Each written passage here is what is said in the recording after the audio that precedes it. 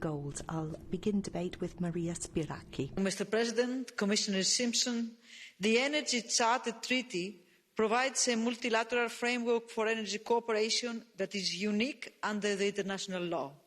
Today, 81% of investments protected by the Energy Charter Treaty are intra-EU investments. However, it is important to recognise that the treaty is outdated, notably when it comes to arbitration clause between foreign investors and member states.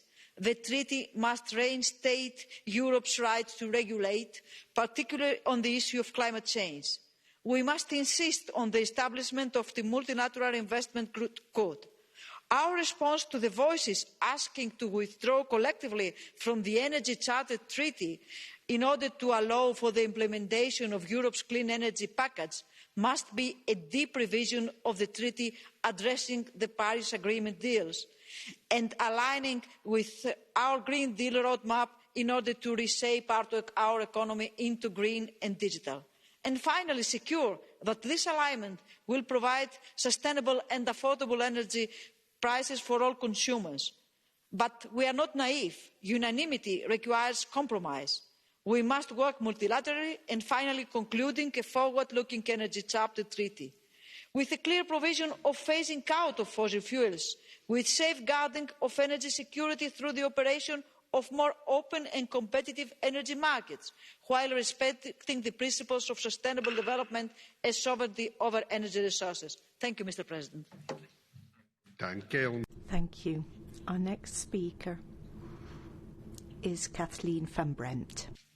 Thank you, Sean. Dear colleagues, Mrs. Commissioner, let me be quite crystal clear. The Energy Charter Treaty is not in line with the Green Deal. It's an instrument of the past. It's even an instrument of a former decade. Favouring large fossil fuel companies over the environment is not the way forward. It's not adapted to the current reality and not to our climate ambitions. As been stated also in the former debate, there's a fundamental reform necessary in our energy system, and we will not succeed doing that if the ECT continues to protect fossil fuel investments. Moreover, and that is very interesting and very frightening to see, that it is expected that more cases targeting climate policies will arise once member states start to implement the commitments that they have made in line with the Green Deal and the Paris Agreement, and that is unacceptable. So we need a fundamental reform of the ECT. This will not be easy, as for instance Japan already stated that it is not in favour of a fundamental reform. And I want to be also crystal clear on what the next step should be, that if it is not possible to have a fundamental reform, I think it's absolutely necessary that the EU prepares itself to withdraw from the ECT. And we've made that also clear in a former debate and a former vote on the climate law, where we clearly stated, made statement on the ECT. So my question to the Commission is very simple. You think it is possible to align the ECT in the Green Deal? I do not doubt the good intentions that you have, Mrs. Commissioner, and the Commission overall, but I do doubt that we have the good partners in place to make that reform possible. And will you be able and ready to withdraw from the treaty the moment that you see there's no possibility for a good reform? Thank you. Martin Heusig is our next speaker.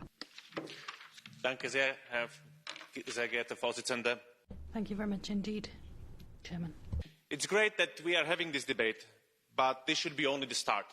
We need to put the spotlight on the Energy Charter Treaty and ensure that it receives the attention that it needs. And it deserves the attention because, as they say, Houston, we have a problem. Problem that a treaty that only experts really know about can cost us billions in compensation for private companies, often shell companies, if we want to prevent catastrophic climate change.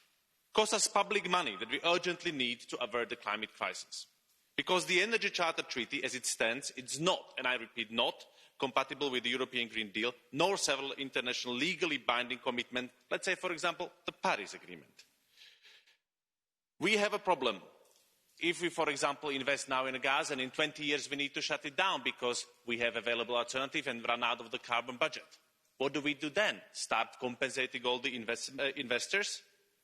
To put it simple, we cannot and should not protect investments into fossil fuels. The risk of climate crisis is already known to all the investors. They don't need the protection and they should not get it. Now, this is where you might expect me to tell you the solution, but I will not. Right now, I want the Commission and the Member States to tell us, the citizens of Europe, what you want to do about it. You want to renegotiate. That's good to hear. But what do you do if the negotiations fail? Because when it comes to climate, we cannot afford to fail. We would not be forgiven. Thank you. Danke vielmals. Thank you. Markus Buchheit. Thank you, President. Welcome back, Commissioner. It seems that the Friday for Future demonstrations have been forgotten in the corners of newspapers and are being forgotten. But what a madness are we pursuing here by decision makers when we're talking about this exogenous shock caused by the European Green Deal, and to further walk down that road? We're being sold a green transition as an urgent need. We're being told we absolutely now need to cut CO2 emissions by a percentage figure that's been plucked out of thin air without any clear analysis of the impacts for industry and wider society. The cost of energy today in Germany is 3 times that of the United States, and it has an impact on competitiveness and wealth and welfare ultimately. Commission, you are aware of this, so you have one absurd idea taking the place of the next, and so we've got the European Green Deal, the carbon border adjustment mechanism, and as we've heard today, withdrawing from the ECT. Now, we've been condemning protectionist policy and nationalism for years in this House. And, Madam Commissioner, you talked about believing in the European Green Deal. Well, belief is great, but what are the figures saying, and what will all of this cost at the end of the day? Thank you. Anna Cavazzini. Thank you, Mr. President, and hello, Commissioner. Whenever I speak to citizens about the Energy Charter Treaty, they are shocked. The Energy Charter Treaty allows investors to bring EU member states in front of private arbitration panels because those governments want to fulfill the requirements of the Paris Agreement. The Energy Charter Treaty makes governments pay billions of taxpayers' money just because they want to fight the climate crisis and implement the Green Deal. And does this sound completely insane? Yes, it does, but it is the truth. And the Energy Charter Treaty is the embodiment of a fossil era that has to come to an end. And this is why the reform by the Commission is so overdue and also welcomed. But, Mrs. Commissioner, I have 2 major concerns. First, we need an effective reform. So the Commission must delete fossil fuels from the definition of economic activities and thus end the protection of fossil fuels. And second, we have to face the reality. An effective reform is very unlikely given the anonymity required. So I urge the Commission to set a clear deadline and prepare for leaving the treaty. And I know, Mrs. Commissioner, you will come now with a sunset clause. Yes, the sunset clause is bad. It protects investment for another 20 years if we leave the Energy Charter Treaty now. But better leaving earlier than later. At the very least, we need to end inner EU application and thus eliminate already half of the cases. I count on your support. Danke vielmals. Thank you very much indeed. Beata Szydło, you have 1 minute. Dziękuję bardzo, panie przewodniczący. Szanowna... Thank you very much, Chair. Madam Commissioner, the reality of our energy and climate policy is changing a lot. We need to cooperate more on a regional and global scale. During the last 5 years, we have adopted Paris Agreement, we have the European New European Green Deal, so it is natural that we also have to start the changes when it comes to the Energy Charter Treaty. However, we should do it in a realistic way, especially now in this difficult moment of crisis connected with the pandemic, when every job counts, when we have to support our economy. So the suggestions which should help modernize the treaty should be realistic. We have to protect investment. We have to introduce changes, however, in accordance with the strategies that we have developed already, also thinking about supporting our economy. Thank you. Danke vielmals. Für eine Minute. Thank you very much. Ms. Modig has the floor. Mr. President, now that we are in the process of modernising the ECT, it is essential that we make a transition towards carbon-neutral societies. Today it's not the case. The contrary, it allows for companies to sue governments who want to move towards climate neutrality. Investment protection protects fossil fuels, even though we know that they make the climate crisis even worse. The investment protection clause is usually problematic. Governments have been elected to power by citizens, and when companies, in the name of investment protection, they can ignore the democratically taken decision. So governments can be hostage to companies, for instance, if they wish to ban the use of carbon or coal. And we fear taking these decisions because there's a need to compensation. When we adopted the Green Deal, we adopted the principle that all policies must be in line with the Paris Agreement. The ECT is in a complete contradiction with the Green Deal. It has no proposals for solving the climate crisis or reducing emission.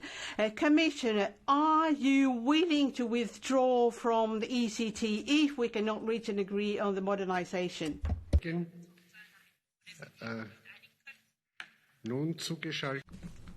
We will now hear from Ms. Klavak. Thank you, President. Greetings from Zagreb. The outdated provisions of the ECT should be modernised in line with the latest goals of the EU in order to reduce the impact of climate change. In order to contribute to the climate objectives from the Paris Agreement and the ambitions of the EU, the ECT should encourage investment in sustainable energy and also support measures for just transition. But there is urgent need for climate action, and what we need in the ECT is fundamental change. We shouldn't just change about the necessary changes, but also of the other provisions of the ECT that negatively affect the international legal order. We have to stop investment in fossil fuels and eliminate the provisions that enable investors to sue states before private arbitration courts. The greatest challenge, perhaps, for the member states is the investment protection clause. It enables investors to damages if they cannot implement an investment. This clause is often abused. According to the ECT Secretariat, 134 investors have sued states, and half of those proceedings are still ongoing. The EU is based on rule of law, and the interests of our citizens have to be a priority. Thank you. Meine Damen und Herren.